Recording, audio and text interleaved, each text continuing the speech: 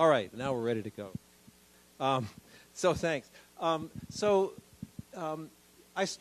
I want to talk about today is a question that many of you are probably asking yourselves, and I was asking myself for quite a long time too, which is, what is the significance of the anti-secession law? I'm sorry, can I have the light again? I can't read this without an overhead light. Can I have some light?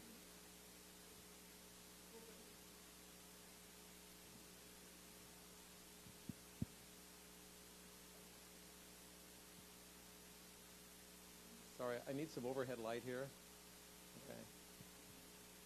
Sorry, but I am very popular among ophthalmologists because I have all kinds of weird issues. And one of them is I need a lot of light. Okay, so you know, what difference does it make that there exists an anti-secession law? Does it make any difference from a legal standpoint? Does it make any difference from a policy standpoint? You know, what was the point of having the National People's Congress issue it? You know, the State Council way back in a long time ago issued this, you know, 告台湾同志书, and 同胞书, not 同志, sorry, and that was back on, I think, in 1979, and that was just a policy statement. What's so special about the anti-secession law? Well, many commentators have pointed out that it's kind of strange as a law. It's not very law-like. It's very short, just 1,000 characters, and quite vague. And in this vagueness, it is not only unlike law in many kind of Western liberal democracies, but it's also actually unlike most laws in China. It states a lot of principles. It makes many assertions. But it doesn't have any actual rules saying you must do this or you must not do that. It doesn't specify any sanctions. It has no enforcement mechanism within the legal system. It does have one enforcement mechanism, which is that we're going to invade you. But other than that, that's not a legal system mechanism. That's a military mechanism. Now, the Chinese legal system, for those of you who have some familiarity with it, has many vague and brief laws. So this is not unique in that sense. What makes it unique is that in the Chinese legal system, typically when you have a vague and brief law, then it is followed by some kind of interpretive document, often issued by the Supreme People's Court, which is going to spell out in much more detail what some of the rules mean. And indeed, when the anti-secession law was passed in 2005, many Chinese commentators pointed this out. They said, well, you know, it needs some implementing regulations. Quite unusually, at the time that it was passed, China's Taiwan Affairs Office specifically announced that such implementing regulations would not be forthcoming. They weren't going to have any. Don't wait for them. And in fact, you know, for the next 19 years up until now, possibly stopping in May, and I'll talk about what happened in May, you know, we didn't have any interpretive regulations. And so clearly the ASL at the beginning was designed to be vague, just an unelaborated statement of principles, and it was not going to be modified through the legal process. That doesn't mean that China's policy wasn't going to change, but it wouldn't be changed through the legal process. It would be changed through, you know, announcements from various Chinese government and party bodies, and that is indeed what has happened. One particular feature of the anti-secession law that presents the biggest problem for legal analysis is what it is not. So the U.S.-Taiwan Relations Act, for example, is an enabling act.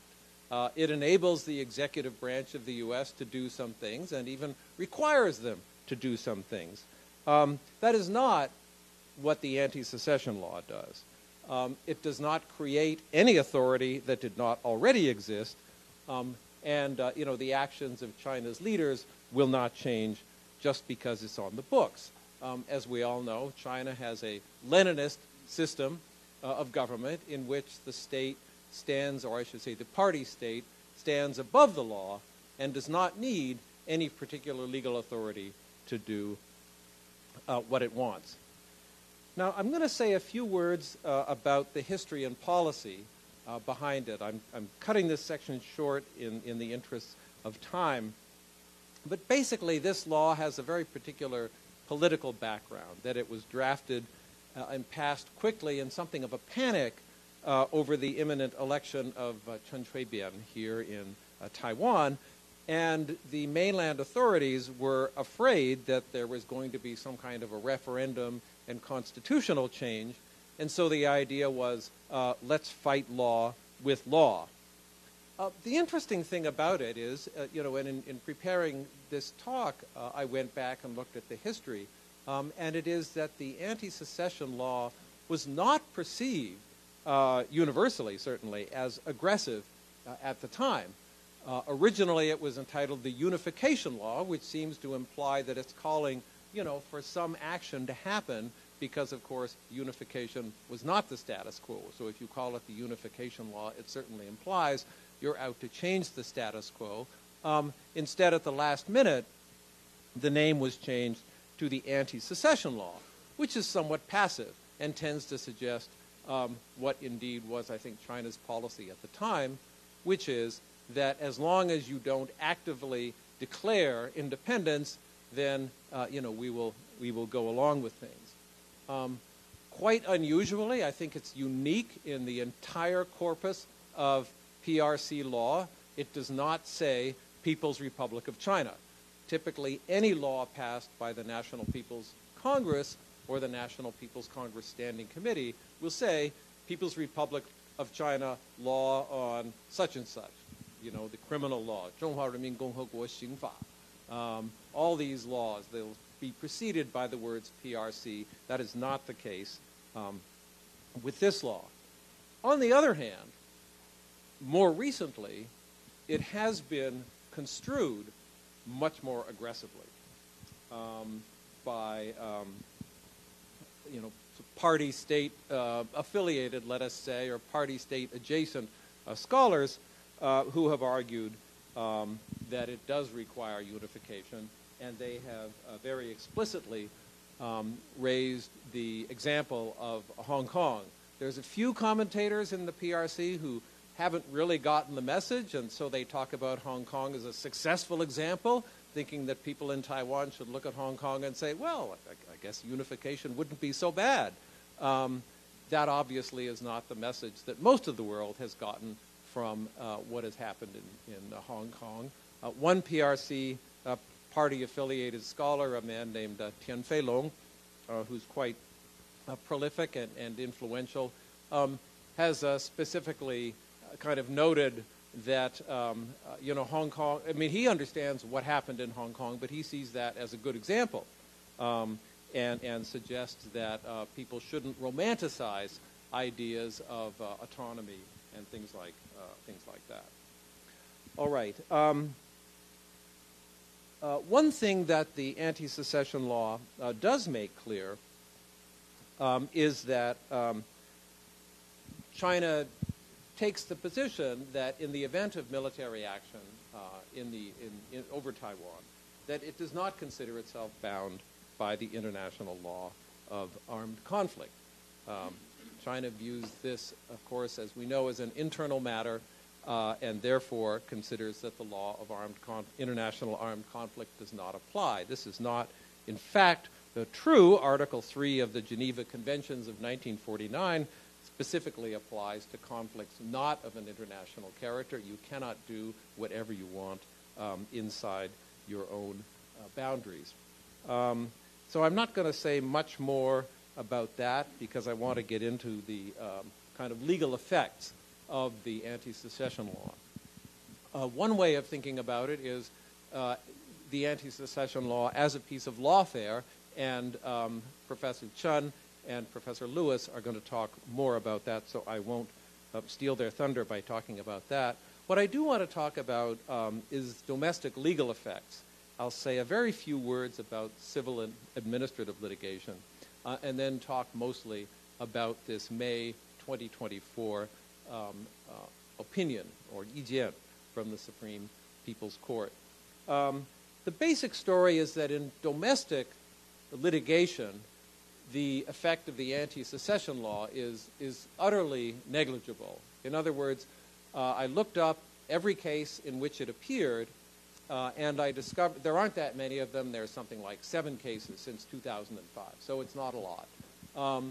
Typically, one party will raise the anti-secession law in support of its position, and the courts just ignore it. My favorite case is a South Korean cosmetics company which was suing a Chinese manufacturer that had stolen their trademark. And rather than defending itself on the merits, the Chinese defendant's main argument was that the South Korean company had listed Taiwan as a country on its website. That was what they went for. You would think that would be pretty bad, but the court just ignored it and said, you lose. So it's not always a surefire winner. There was one case, in fact, only one case, in which it operated to help the party pleading it. The more important thing, though, is the May 2024 opinion, and I want to devote a little bit of time to this. That was issued by the Supreme People's Court.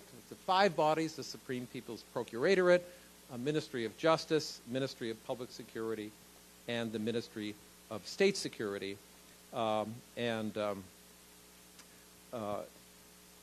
It was already mentioned in his talk by Mr. Cao just now.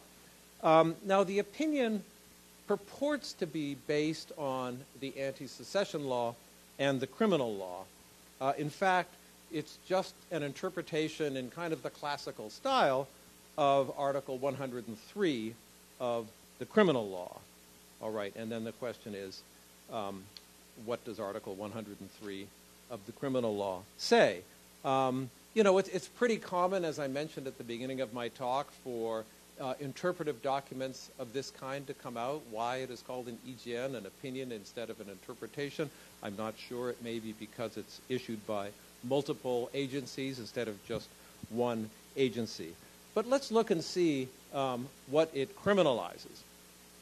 So we start off with Article 103 of the criminal law, which is divided into parts A and B. And part A is all about actions that, you know, split the country.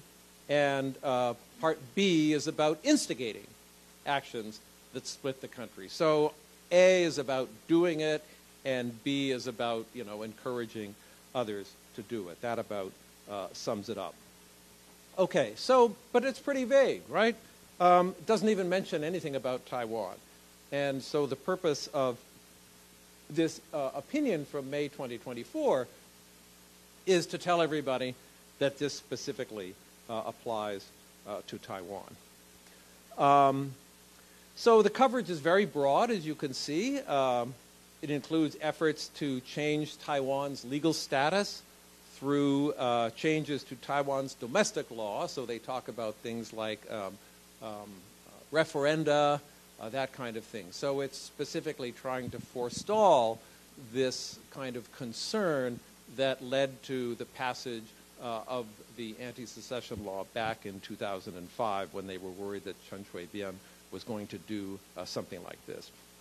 If you make efforts to gain membership for Taiwan in international organizations for which you have to be a state to be a member, that is a violation. So we can see all these things there.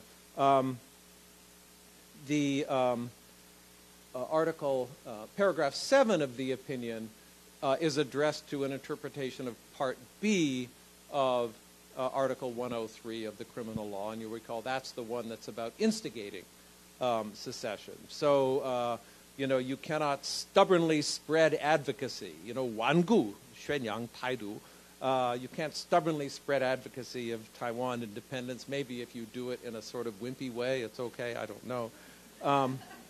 And then I forgot to mention paragraph 2 and paragraph 7 both have the classic feature of many Chinese criminal laws, which is to say all other actions that, accomplish the prohibited goal. So its coverage then is extremely broad.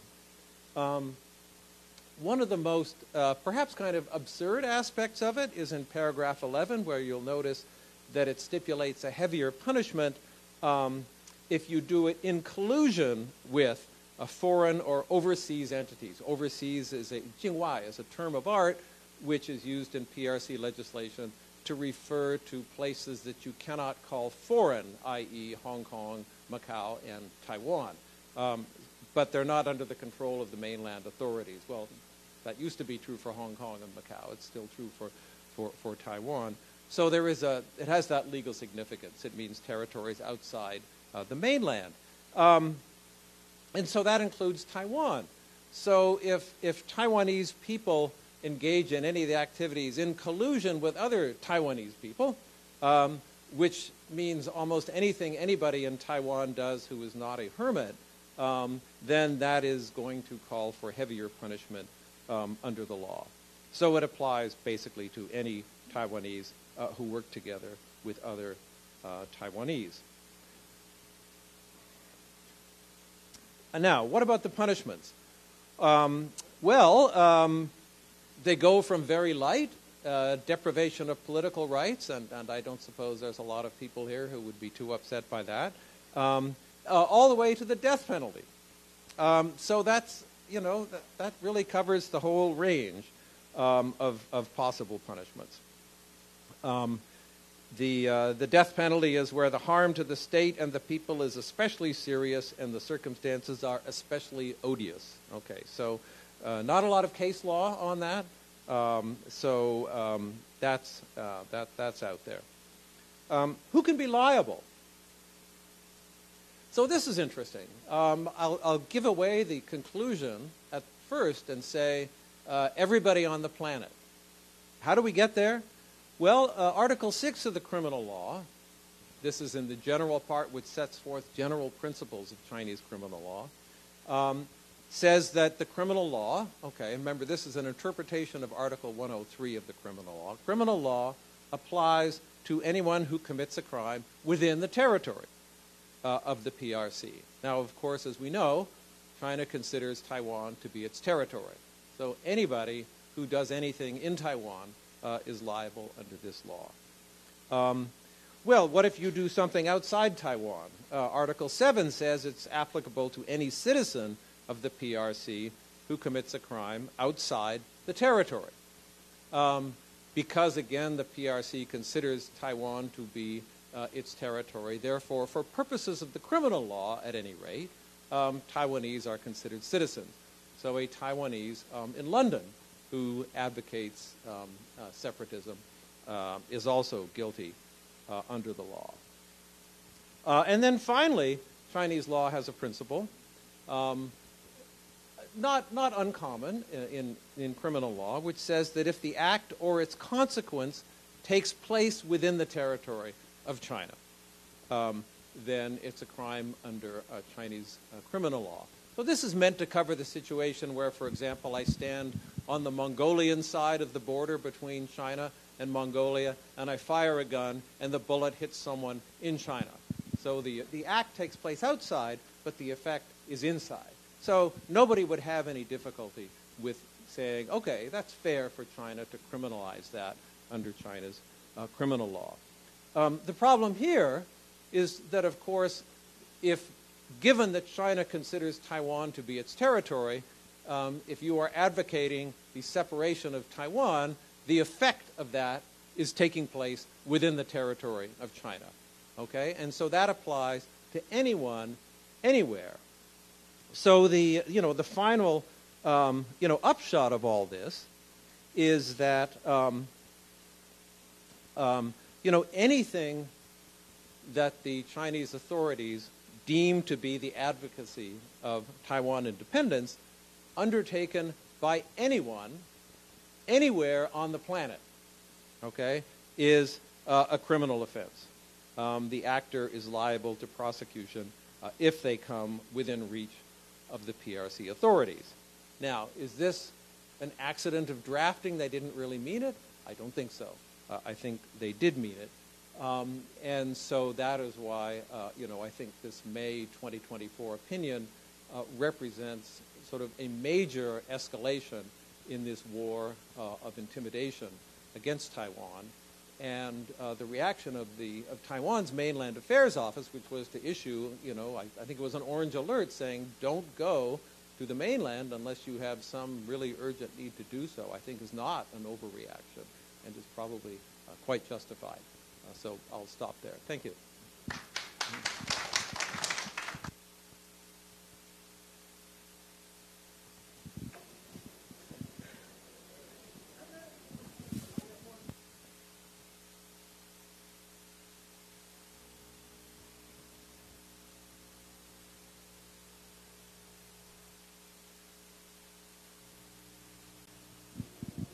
Thank you, Professor Clark, for letting us know more detail about this, from anti-secession law in 2005 and just most recent, the opinion of that. So we will be very aware of the problem. But, China law tend to be very vague, and its application is almost global. So it's sometimes very difficult for us to sort of avoid commit any kind of behavior that is punishable by Chinese law. So we all get the message, but how to react to this is another issue. We're going to talk about that this afternoon. So next we have Professor Yujie Chen. Talk about the anti-secession law and also offer her opinion about this issue. Have a very strong impact on what China would do next. So, Professor Chen Yujie, the floor is yours. Thank you. Before I begin, I should say that this panel, all of the panelists, we have coordinated beforehand to talk about different things in our presentations so that the audience will get a great overview of the subjects that will follow in the afternoon. So my coverage is to talk about China's anti-secession law from the legal warfare 法律战 perspective.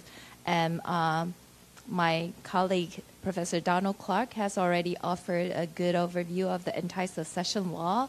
I will mainly focus on the strategic point of view from China, from China's perspective. And let me begin. So before discussing 法律战, legal warfare or law-based warfare, or sometimes translated as lawfare, I want to first delve into the definition. I'd like to use 法律战 in the following, since we're in a bilingual conference. And there's also a particular reason for me to use 法律战 instead of lawfare, and I'll talk about it later. But essentially, 法律战 is, in Chinese terms, a coercive instrument to compel Taiwan into submission. And its goal is to legitimize its claim over Taiwan. Scholars have noted that under this big strategic objective, there are three things that China has been doing on the international stage. First is to reframe the Beijing-Taipei relationship as an internal matter. Second, constricting Taiwan's international space.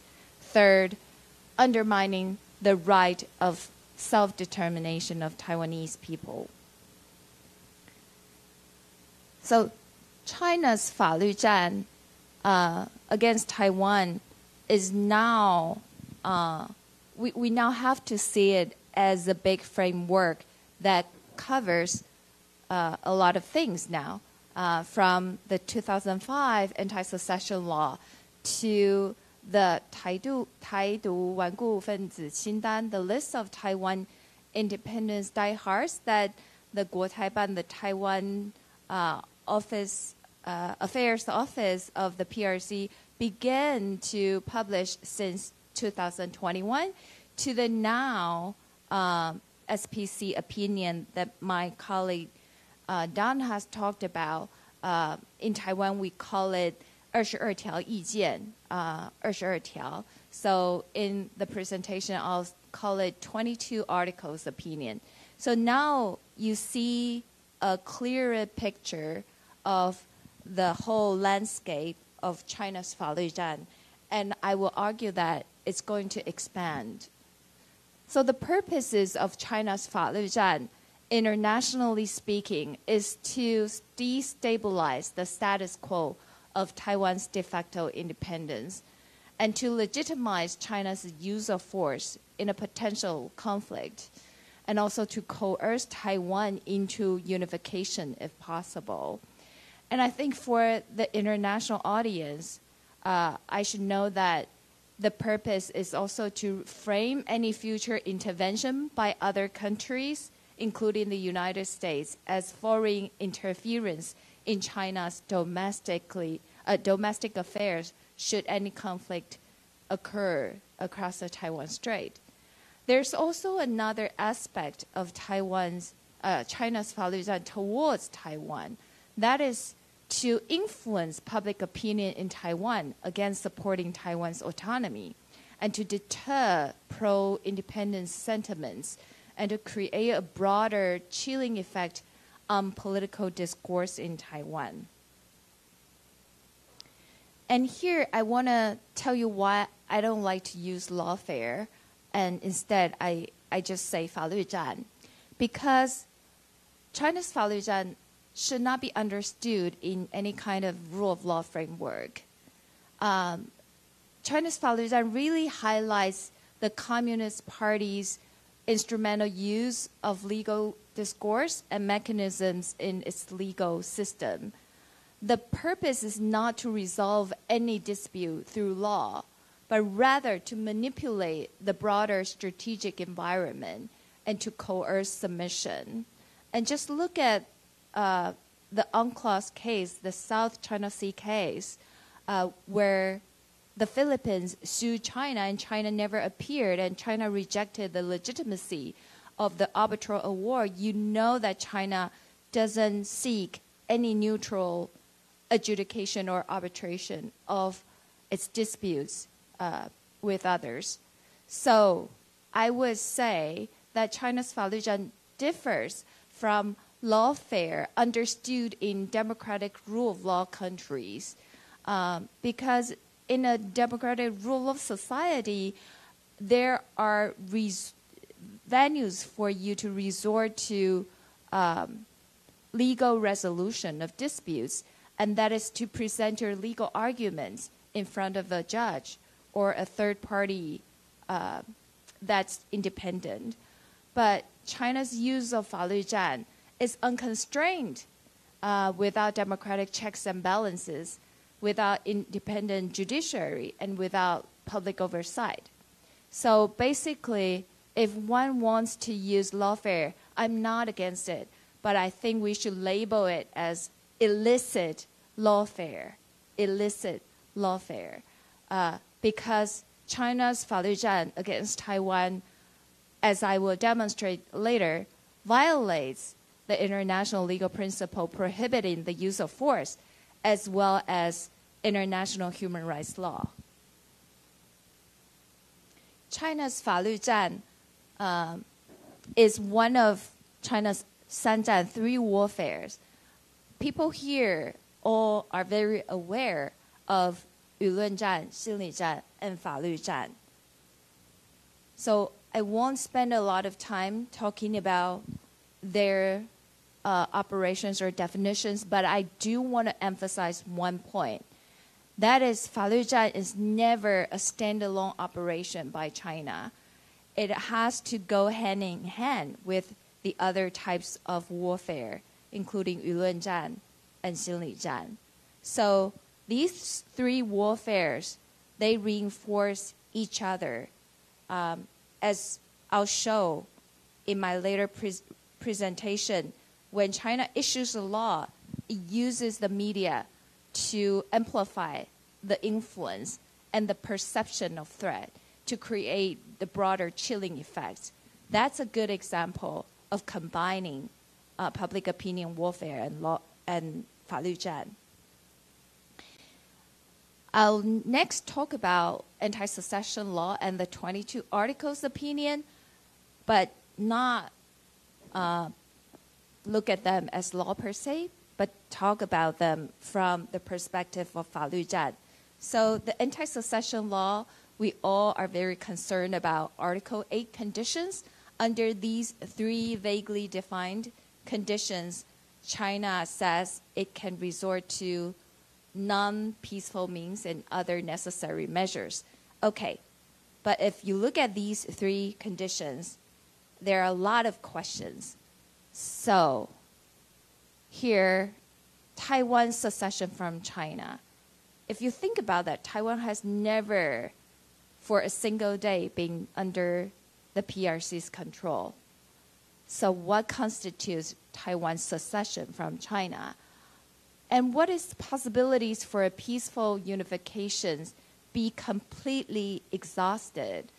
What if Taiwanese just want to maintain the status quo and have their democratic way of life separate from China? And what if they want to do this indefinitely? Is that going to be exhausting possibilities for a peaceful unification? What if the Taiwan government continues to reject the 1992 consensus? Is that going to be falling under the number 3 condition under this law? There's just so many questions. Another aspect we should consider is, what about non-peaceful means and other necessary measures? China doesn't say armed attack only. It's broader. Non-peaceful means can include warfare and armed forces, but it's more than that. So what does it constitute? And what about other necessary measures? For this term, actually, Chinese scholars have had some discussion, and some argue that they should include the following things. Suspending cross-strait exchanges, yes, check, they're doing it now. Initiating economic warfare, somehow, yes. Punishing Taiwan independence figures and groups, yes, they're also doing it now. And they're pushing it through the 22 Articles opinion. And then blocking Taiwan internationally. Of course, they have been doing this. So if we think about it, it's really broad, and China has been doing a lot of things, one can argue, under Article 8, although it doesn't explicitly cite Article 8 when doing these things. After talking about the legal side, I still want to emphasize that anti-secession law is a 法律战. So the main purpose is to influence people's perception and portraying internationally that Taiwan is part of China. The second purpose, I think, is to shift the blame onto the DPP for instigating instability across the Taiwan Strait. That's always been China's narrative, that, look, it's because of the DPP's provocations, quote unquote, that we have to do so. We have to pass the anti-secession law. We have to punish those pro-Taiwan independence diehards. We have to publish the 22 Articles opinion. That's always been China's narrative. Now, onto the 22 Articles opinion. As Professor Donald Clark said, it's an important escalation, and I agree with it. I think we need to prepare for the worst of the implementation of this opinion. And there are two different kinds of scenarios we have to prepare for. There are Taiwanese who are now within China who can be targeted. And then there are Taiwanese who now are in Taiwan or abroad in other countries outside of China that can be targeted. And the 22 articles opinions makes it clear that it's not just about those who are within China. It's going after people outside of China. The opinion lays out a very clear process to move forward with legal proceedings against these people outside of China. The opinion says there's no statute of limitation for prosecution for continuous or ongoing acts. And if you're evading the law enforcement in China, then there's also no statute of limitations for you.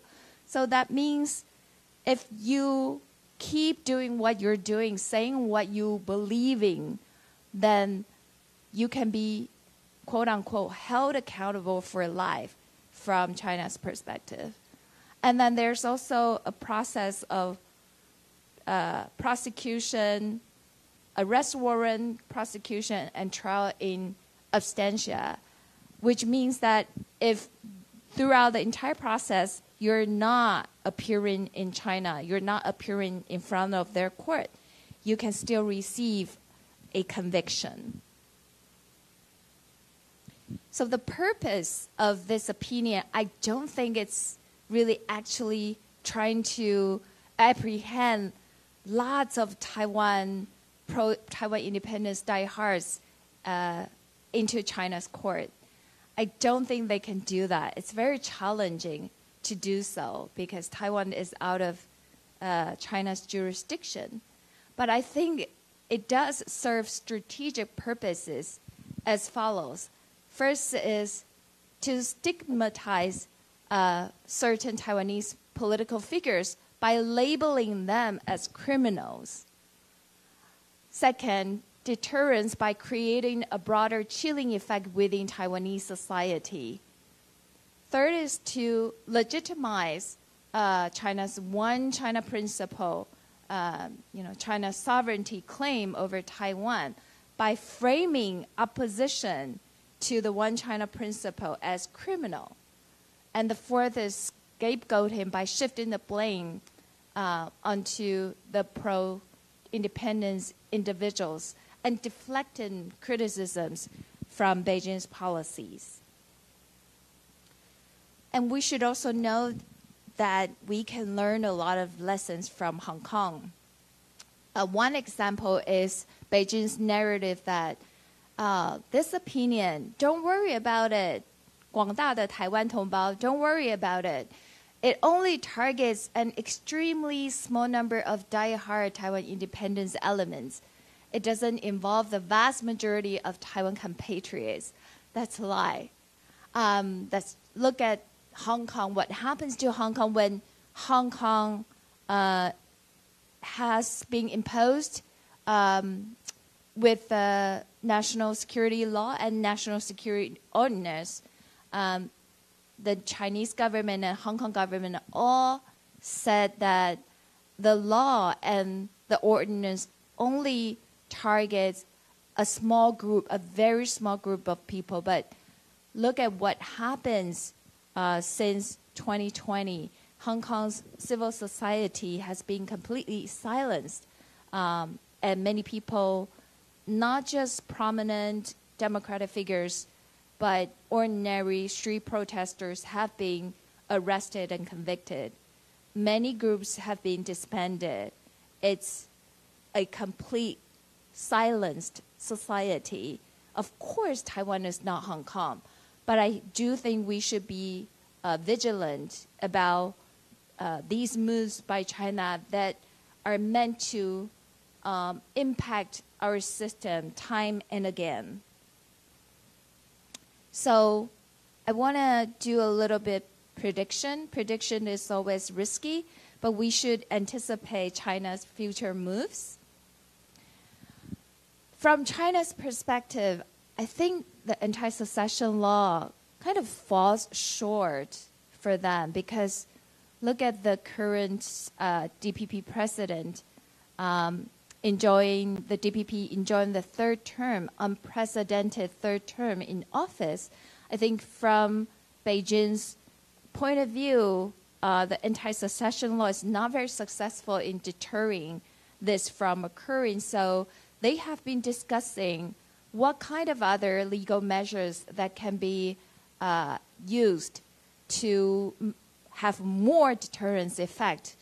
There's been proposal of a motherland unification law, but that's going to be a double-edged sword for Beijing because on the one hand, although it can emphasize China's resolve to unify Taiwan, but on the other hand, if such a law is passed, it kind of compels China to have to achieve this goal of unification and within some kind of timeline. And that's a lot of pressure on the Chinese Communist Party. If it cannot be delivered, its credibility and legitimacy will be undermined. So I don't think we should expect a motherland unification law anytime soon, but there are other things that China can do. And one is to think about bolstering the anti-secession law by passing legislative interpretations or implementing regulations. Although Professor Donald Clark said that in 2005, the Guotai Ban said there's not going to be any implementing regulation. But the China now is different from the China in 2005. And I do think, based on the discussion that I've seen, we may expect something to be done by Beijing on this point. The other thing that they can do, and they're doing it now, is intensify its pursuit and punishment of individuals deemed Taiwan independence elements. And what will happen to those people who are detained, charged, and prosecuted in China? If there is such a case that really takes place, we can expect a lot of the human rights violations embedded in China's judicial system will take place in such cases because they're considered politically sensitive. In fact, we've seen several high-profile cases of Taiwanese detained in China before today. And they are not immune to the abuse that is imposed on mainland Chinese defendants. And they include enforced disappearance, being put under residential surveillance at a designated location, 指定监所、监视居住，指定处所监视居住，我们称指监。For 6 months, the defendant is completely isolated without access to the outside world or legal counsel. The defendant will be subject during this period to repeated interrogations, torture, and ill treatment, and eventually forced to confess, make a public confession, but the trials will be held in secret. What happens if defendants are outside of China? As I said, there's a clear process laid out in the Article 22 opinion. So first you get an arrest warrant from Chinese police and prosecution by Chinese prosecutors and trial in absentia. And during this entire process, I believe that the Chinese Communist Party will put pressure on the defendants outside of its jurisdiction to, quote-unquote, actively abandon their Taiwan independence separatist stance and to cease engaging separatist activities. That's the language in the Article 2 opinion. They will put pressure on the defendant to do this to exchange for dropping the case.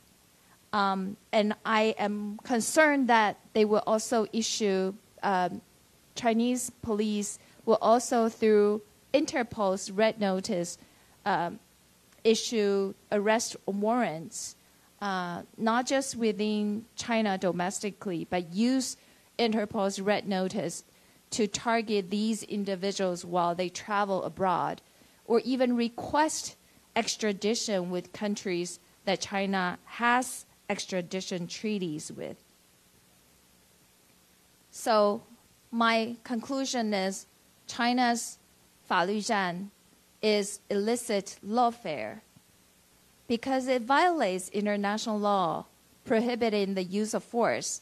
And we should remember that Article 2.4 of the UN Charter, which is this prohibition against the use of force, applies to every state, not just UN members. So as a non-UN member state, Taiwan enjoys this protection. And this protection also applies to de facto regimes entitled to self-determination.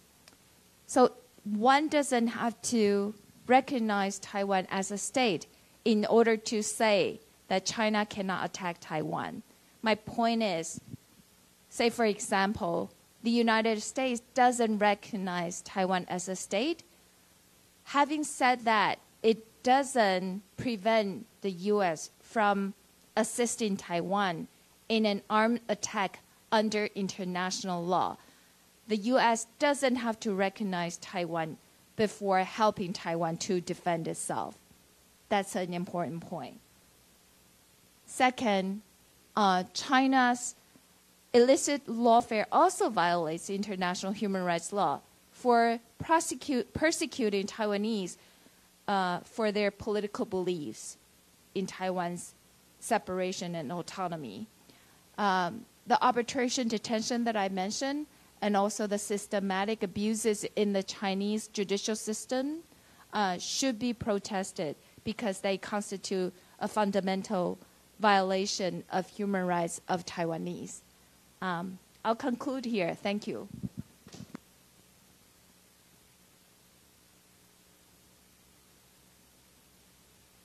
Thank you, Professor Chen, for, if we say that Professor Clark is a zoom in of this from anti-secession law to the most recent opinion, and Professor Chen has brought up a zoom out. So we have a bigger picture and locate the legal warfare in the three warfares that have been announced by Chinese Communist Party, and also the strong implication for the safety of and possible human rights violation, not only for the Taiwanese, but for other people who help and assist Taiwan in seeking permanent or any kind of separation, or maintain a status quo even. So next we are going to have Professor陆梅吉. It's her mother tongue is Mandarin. So it's talking about 反分裂国家法的法律依据跟非法性. So she's going to talk about the 这个主题哈。那么陆教授是相关的这个中国相关法律的这个专家，那他可以在 zoom in 跟 zoom out 之间，那可能会有一个不一样的一个想法。那我们就接下来把时间交给这个陆梅吉教授。Floor is yours. Well, thank you, and thank you so much both to Hudson and to the 国防安全研究院 for hosting today. It's a joy to be here, especially with my colleagues Don and Yujie. And like Miles, I was thinking about today is actually still at least on the west coast of the U.S., the 4th of July. And so there's some fireworks going off somewhere, probably where my parents are in Oregon right about now. Yeah. But it made me think of the Declaration of Independence, and not that I want any unilateral changes in the status quo or grand declarations, but it is interesting to think back in U.S. history about what are the conditions that would make a people reject a political system and reject a legal system, and what were the reasons that the colonists were so upset with their treatment. And so it did resonate that we are talking about this when it is July 4th still back in the United States. So what I'm going to do now that we've gotten this great analysis of the law itself and looking at implications to Taiwan in particular is briefly discuss a little bit about this concept that Yujie has already talked about with the ASL as lawfare. But I mostly want to zoom out to how this connects to the PRC's efforts to shape the international understanding of Taiwan's status, as well as how this new SPC opinion might enhance the PRC's transnational reach that touches individuals outside of China. And for this, you've probably seen this before. It's a famous optical illusion. Some people see a duck. Some people see a rabbit. So it can be ears or a bill. And there's a wonderful international law scholar, Marty Koskiniemi, who talks about how with international issues, you can speak in terms of legal language or political language, but things are both political and legal at the same time. And here, the ASL, I think, is a really good example that it says it's a law, and it kind of is a law, but it's a strange law. In a lot of ways, it's more about its political implications. So we are law professors, but we recognize that it's not just about law. And so here, this idea of lawfare, and I'm not going to test your eyesight by reading the small print, but there's a U.S. website, Lawfare, that does some really great analysis about lawfare in all sorts of contexts. But I liked how, as part of this, it looks to the history of the term and how the former Air Force General Charles Dunlap talks about lawfare as the strategy of using or misusing law as a substitute for traditional military means to achieve an operational objective. And so here, the ASL, as something that Beijing is using, or misusing here, I think, the concept of law, to achieve its objectives with respect to Taiwan. And so with lawfare, again, the ASL is not new. It's almost 20 years old. And in the U.S., it's old enough to vote, right? And and also that the PRC is engaged in lawfare against Taiwan, this is also not new. However, like the other panelists, I am worried that we're at a juncture where we're going to see perhaps an escalation. So partially just more prevalence, the PRC using lawfare more, and perhaps even an escalation, making it more intense. And part of this is about the new opinion, but also, you just had a new president inaugurated. I've spent a lot of time in conversations in the U.S., also recently in Europe, with people from all over the world, including from the PRC. And I've been told, I would say perhaps lectured, about how the inauguration speech was provocative. I can't say who said because these were conversations under Chatham House rules where you do get to use the information. You just can't say who said it and in what context. So I love it. It's great. But there were particularly some points in his speech that were emphasized to me by people with Beijing's perspective as provocative, just to highlight. And I'm excerpting here the official Chinese and English translation of that. And so first, this idea of really how much it's the 中华民国 Taiwan and that language being used more and more in Taiwan as provocative. But more than this statement, the one that really got emphasized to me too was that this idea that it wasn't Liang'an, the two sides of the strait are equal or not subordinate to each other, but rather that the ROC and the PRC are not subordinate to each other. So that phrasing was something, too, that was emphasized to me as seen as provocative by Beijing. And then also this, it doesn't matter if you say ROC, if you say ROC Taiwan, or if you say just Taiwan. Doesn't matter. You can use all of those. That, too, was said to me as something that Beijing saw as provocative. And then I was also explained to, in no uncertain terms, that it was the DPP, this goes with you, Jis, that the DPP was causing this rise in Taiwanese identity. It wasn't that people are growing up in a distinct place and culture with its own history, but rather that this was being caused by the DPP and how problematic this was. So I think we've got a political context which is fueling things as well, and Beijing has certainly said its views. Now, this matters, I think, too, because what we're seeing happening internationally with UN Resolution 2758, with the advocacy for Taiwan to keep, perhaps even grow, some international space.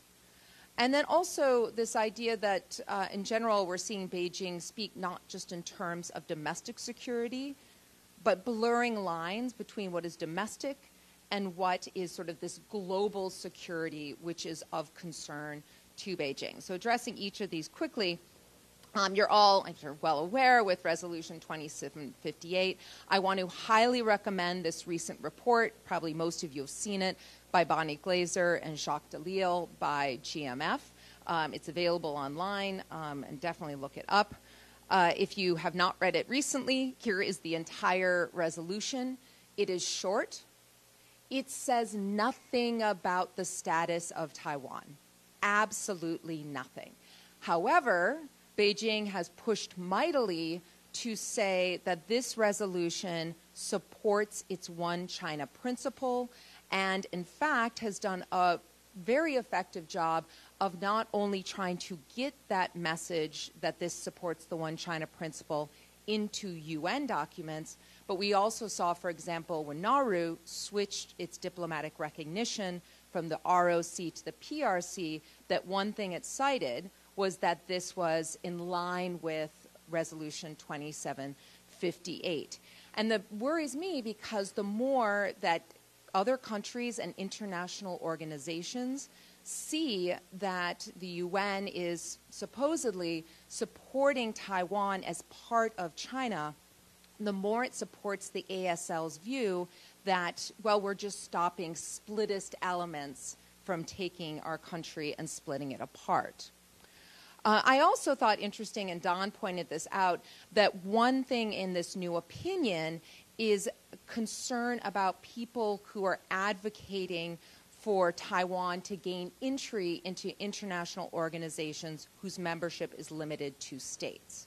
Now, Yujia mentioned the concern of Interpol red notices being used to get individuals, but I actually think another layer of concern here, too, is that what if you advocate that Taiwan should be a part of Interpol? Now, this was back in 2017. Interpol General Assembly met in Beijing, and you had Xi Jinping himself. Sounds great. We're going to get the bad guys. We're going to stop terrorists. We're going to stop all this drug trafficking. At that meeting, the General Assembly of Interpol passed a resolution, and it was about who can become a member of Interpol. Importantly, one thing in that resolution is how do we decide who can become a member? Well, we look to see certain criteria, including important elements of are you a state, it is whether it is a member of other intergovernmental organizations, and in particular, if the country is a member of the United Nations.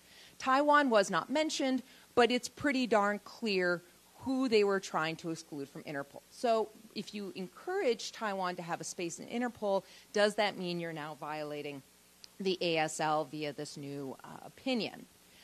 With respect to this idea of Beijing looking globally at security, there's been great work. This is an article by Sheena Greiton. She's written a lot on this about how the concept of a national security concept has gone global. So China has its global security initiative, and it's pushing out this domestic security context beyond its borders. This was 2022. It was relatively new. Just about a month ago, Taylor Fravel, who's also great and does a lot of wonderful work, just wrote an article looking at the GSI at 2 years old. It's still not clear exactly what it is. It is a Chang'e, which can mean a lot of things. But what I think interesting is his point that rather than directly confronting the United States and its network of alliances, China will seek to build support in regions, organizations, and issues areas on the edges of U.S. influence to enhance China's freedom of action and ultimately to constrain the United States. So I do wonder to what extent, and I'd like to follow this more, we're going to see this global security initiative integrate with these concepts in the ASL.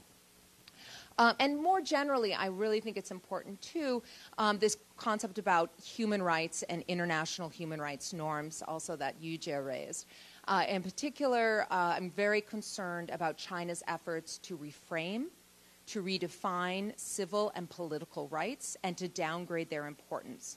And with this, I would just encourage that China Media Project, and David Bandersky, who is often here in Taiwan, just wrote a great overview of China's Universal Periodic Review. This is the periodic, every 4 or 5 years, at the UN, how a country is doing with human rights.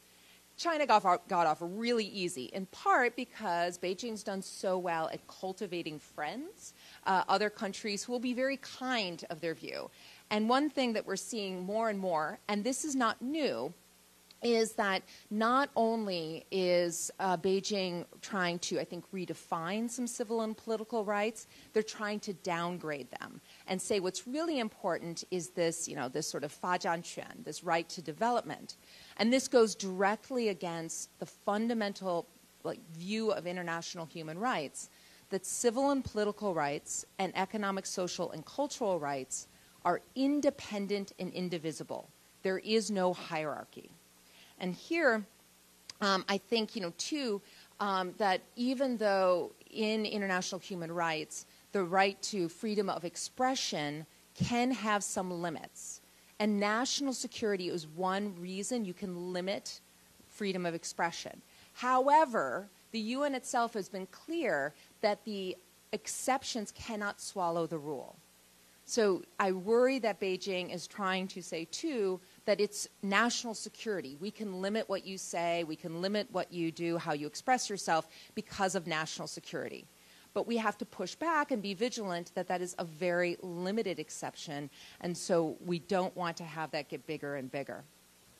And just finally, in addition to this issues about norms, how we think about civil and political rights, how we think about human rights generally, we're also seeing that China's reaching more outside of its borders to get individuals. And again, Yujie has started to talk about this. And so extraterritorial reach of laws, as Don mentioned, is not surprising. I clerked for a federal judge in the U.S., worked on a case where someone was arrested in Cambodia and prosecuted under U.S. laws. However, the big questions concerning what is the scope of that reach and how is it exercised. So extraterritorial reach, yes, but within limits. Now, I criticize my own government a lot, and, but I like to give them credit when credit is due. And I do think the U.S. government is doing a very good job right now of being concerned about how PRC authorities are reaching into the U.S., whether it be through cyber or physically coming in and trying to encourage and even coerce people to return to China. So this is a couple years ago, some indictments that came down.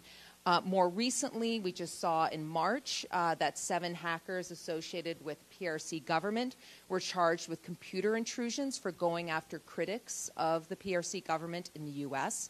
These are indictments. There have not been convictions yet, so they're only allegations. I do really applaud Merrick Garland, who said, this is our Attorney General, the Justice Department will not tolerate efforts by the Chinese government to intimidate Americans who serve the public, silence the dissidents who are protected by American laws, or steal from American businesses. This case serves as a reminder of the ends to which the Chinese government is willing to go to target and intimidate its critics, including launching malicious cyber operations aimed at threatening the national security of the United States and our allies. I think it's really important that countries be vigilant, and I think this is a key word, vigilant, in saying, China, we are not going to let you violate our sovereignty and come in and intimidate people who are protected in our country.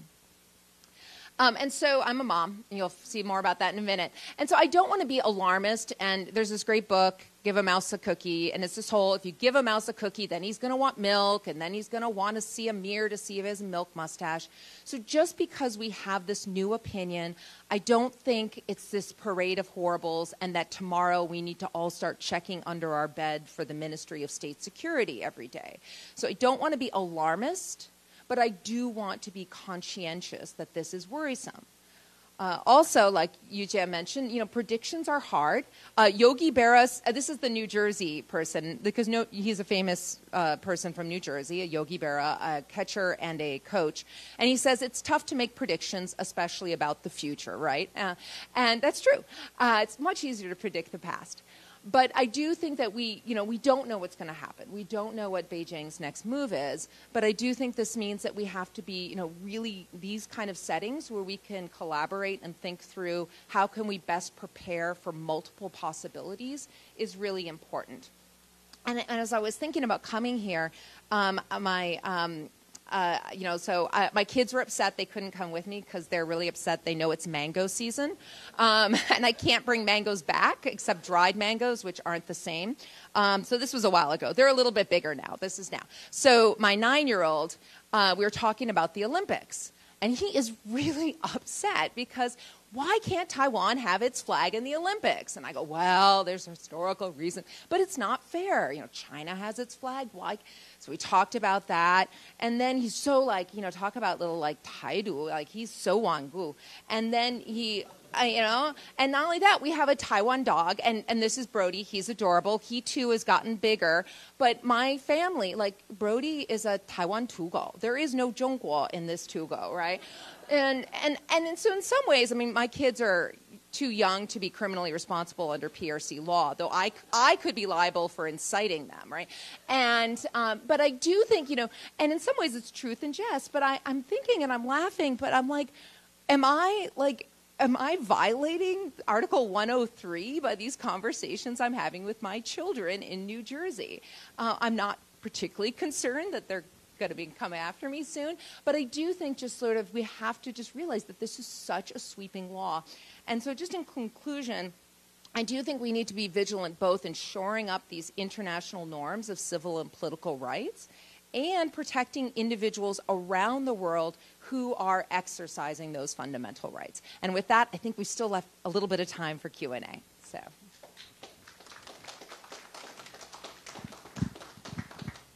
I'd like to invite back the panelists to the stage.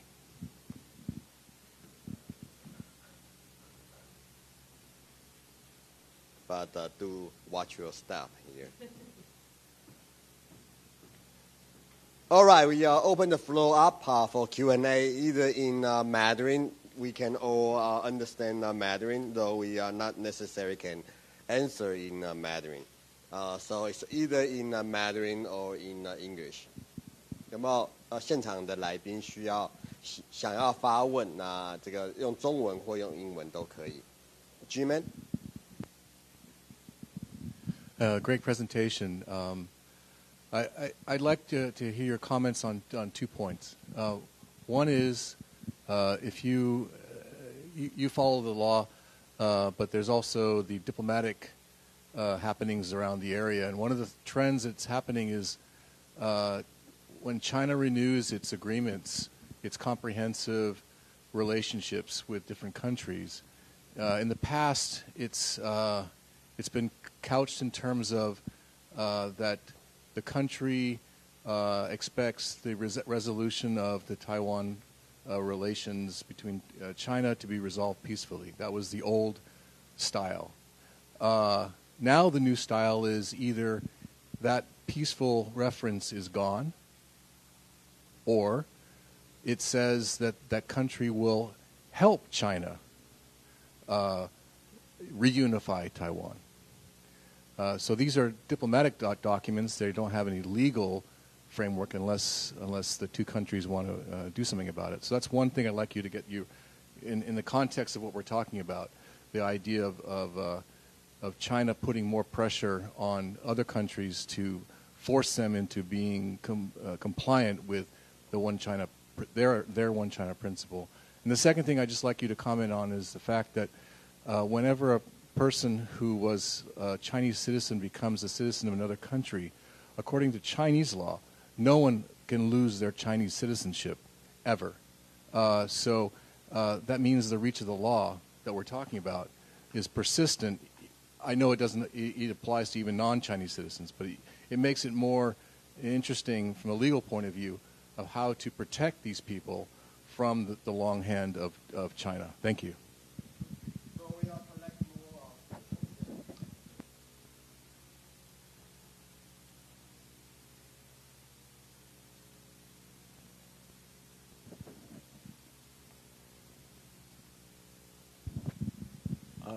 Thank you so much. I have a question for all the speakers on the stage. Could you give us some more examples that can show that China is really stepping up its legal warfare or lawfare besides the Yijian from this May? Thank you.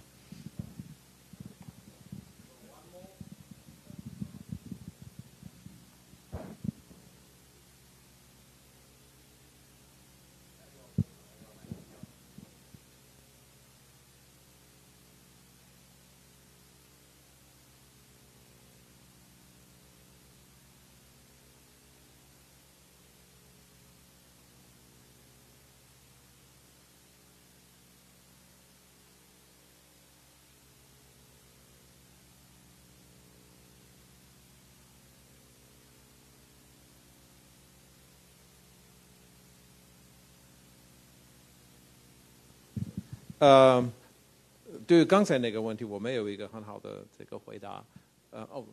应该用中文还是英文呢 ？OK， 用中文吧。OK， 那么这个刚才 G-Man 的那个第二个问题，有关于这个中国的这个国际法的这个规定，其实它没有这样的规定。其实中国的国际法的规定是，你如果自愿的取得这个一个就是外国的这个国籍，那么根据中国的国际法，你就会自动的，它就用这两个字自动，你就失去中国的国籍。所以但是那个问题不在于这个中国的法律本身，它在于这个中国政府怎么样这个理解这个法律。因为我们有好几个例子，就是说有一些人就是自愿的取得外国的这个国籍，那么根据中国的法律，应该是再不算中国的这个公民了。但是中国政府就是不承认。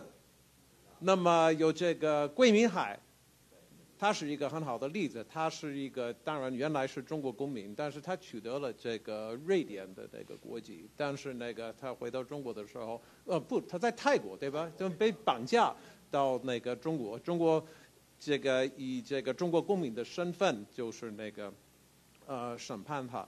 然后还有一个就是一个加拿大的公民，这个 Hussein Chalil 原来是一个这个维族，好像是维吾尔族的。那么他就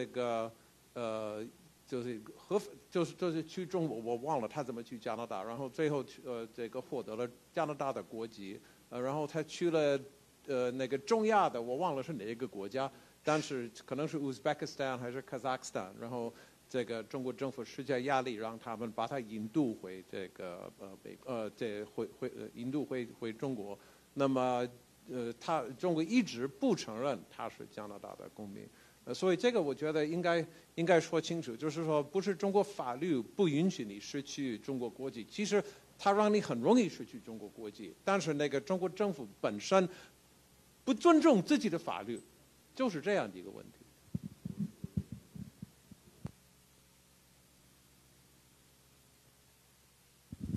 So I'll respond to what's to be done with Chinese influence expanding to other countries who are willing to cooperate with China. We've seen that in many other forums, including the Human Rights Council at the United Nations. China has been working with developing countries that are expecting economic benefits from China, as well as authoritarian regimes that share the same kind of agenda with China. And they've been working together to reshape human rights norm on the international level, as Maggie has pointed out. So I'm not surprised at all that China has been doing this, but I think what we should do, especially for Taiwan and democratic countries, is to form a strong alliance and expand this alliance cross-regionally to push back on authoritarian advance. And this doesn't matter just to Taiwan. This also matters to global governance on so many issues. So it's not just a Taiwan issue. It's about how we're going to run our international system. Are we going to run it the authoritarian way, or are we going to run it the democratic way? So that's my answer. And I think that Taiwan's government particularly should ground its position on international law and principles, because we want to show that when they go low, we go high. I often quote this from Michelle Obama. I just think that, countries like Taiwan don't have like hard power to outsize other countries, but we have to abide by international norms and say that because we are right in principle, and other countries will be in a better position to help Taiwan if they want to. Okay. The second question is about more lawfare. 我觉得有的时候并不是说法律上出了什么法律或者是措施，我们就说它有更多法律战。其实更多法律战每天可能都在发生，它只要去执法就是一个法律战。比如说我们现在看到蛮多的台湾人在大陆被监禁，那最近的一个杨志渊案，这个案子很有可能是成为这个台独22条意见下第一个会被审判的案子。他这个案子的其实2022年就已经开始了。那杨志渊是以分裂国家跟山东分裂国家当时是被逮捕，现在已经要审查起诉，所以我觉得我们这个法律战可能更多法律战每天都在发生。We have to be vigilant.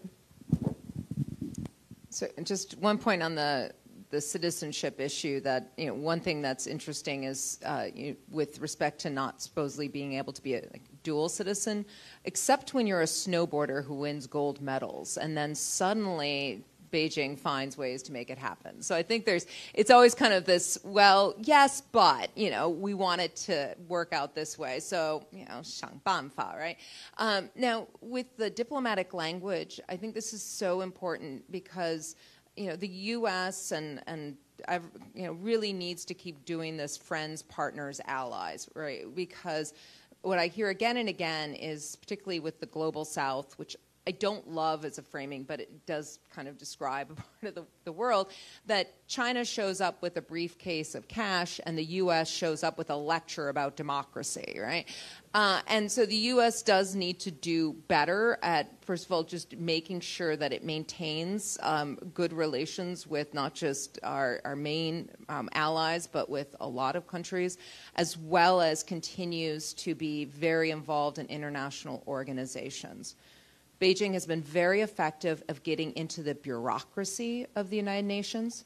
It's not exciting, it's not fun, but they get in, common destiny of humankind and win-win and this language that, just a 好听, but when you actually see what they're trying to do, it is this, well, every country does things differently, we have flexibility. So one of my biggest concerns is, as an American, is isolationist tendencies that we're seeing in the U.S., whether that be with respect to, do we really need to keep supporting Ukraine, or do we really need to be so involved in international organizations? And if the U.S. cedes that ground, China will fill it. So this is, I think, one aspect of that. Thank you very much. I think the vigilant is the key word for this panel. So we got to be all on high alert and be very vigilant about China's benign influence over the world and its misinterpretation of the international law and how to weaponize its own domestic law to achieve its political goal and put it in a broader strategic context and understand and call it out and form a meaningful alliance. Thank you all, three distinguished panelists, for shedding light on this most recent opinion and also tracing back to the anti-secession law. I believe that on that ground we will have a very fruitful discussion following in this following three panels. Thank you very much. So we are going to take a 10 minutes break. Sorry that in this panel it's very lovely discussion, so I use up a little bit of next session's time, 5 minutes. So we are still guarantee a 10 minutes break, and after that, please resume and come back to this room. Thank you very much. 谢谢。好，我们感谢各位专家精彩分享。那各位长官来宾，我们稍作休息，我们11点35回来这里进行下一场次，谢谢。